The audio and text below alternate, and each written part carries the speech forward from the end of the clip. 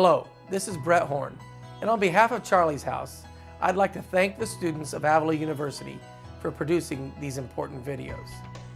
The number one cause of childhood death is preventable accidents, and more than half of these accidents happen at home. That's why the mission of Charlie's House is to prevent accidents in and around the home. My family knows all too well the importance of this mission, as we lost our young son Charlie at the age of 2.5 to an accident right here in our own home. Please don't wait. Take action immediately on the important tips you learn in these safety videos. Thank you, and for more information, please go to www.charlieshouse.org. Okay. I'm here today to talk to you about fall safety, beginning with no furniture under the windows. The windows should be locked. As you see, this one is not locked. And we can't trust the window screens. Make sure there is grass or some kind of flower bed or bushes under the windows in case they do fall. And then make sure the windows are tightly locked. So now it's locked. And there's also window guards we could put on.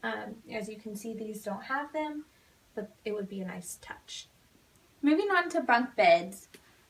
Children under 6 should not be sleeping on the top bunk. They should be on the bottom bunk. Children over 6 can be, but have a rail here in case they roll over at night. Moving on to the staircase, you want to make sure you put up a baby gate. You can put them up on the top or on the bottom. On this staircase, it's kind of hard, but you want to make sure that it's covered completely so they can't get onto it. You also want to make sure your rails are secure. And then you also want to make sure that you have them blocked so the kids don't climb up them.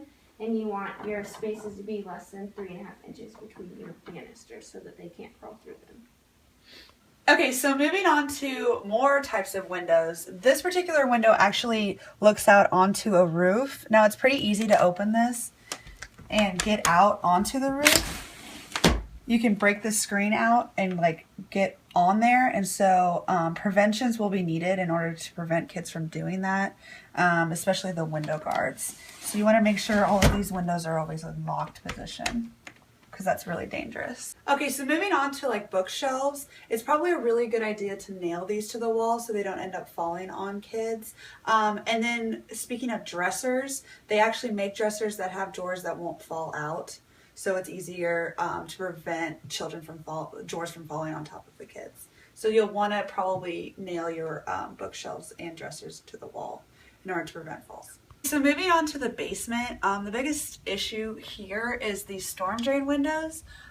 It's really easy for kids to climb up into them, and because they're really curious to see what it is, and then they could break through the glass and fall in. So you want to make sure that you have furniture underneath the windows in order to prevent or break their fall. As you can see, we don't have any furniture here, but that would be a really good thing to do. Moving on to the deck, we wouldn't want kids to play on this or play onto a balcony if you have a balcony deck. And then also, we don't have a swing set here, but if you have a swing set, just make sure there's something that can cushion their fall. Grass or gravel would be good.